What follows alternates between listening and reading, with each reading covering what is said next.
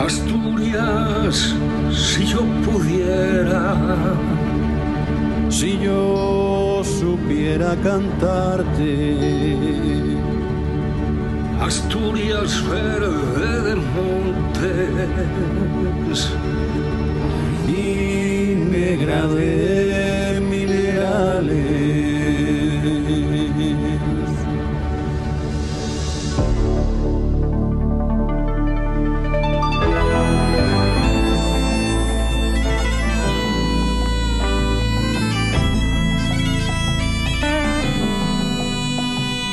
Yo soy un hombre del sur, polvo, sol, fatiga y hambre. Hambre de pan y horizontes. Hambre.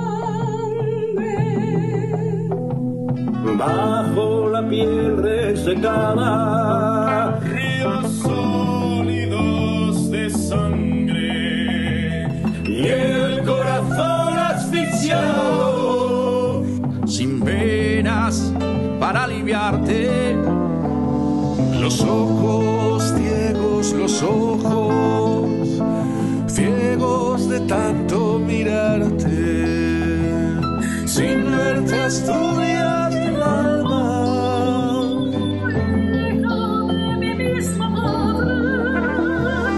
Dos veces dos has tenido ocasión para jugarte la vida en una partida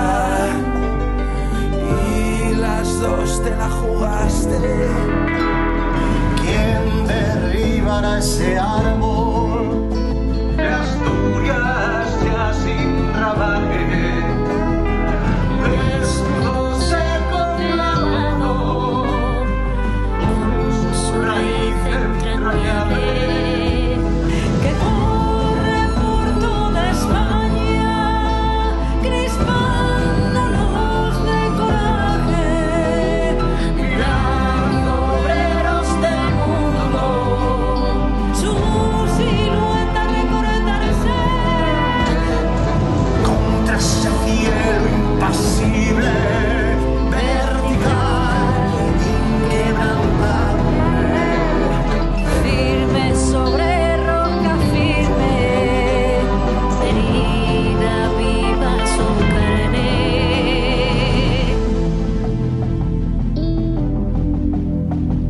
millones de puños gritan su cólera por los aires. Millones de corazones golpean contra sus cárceles.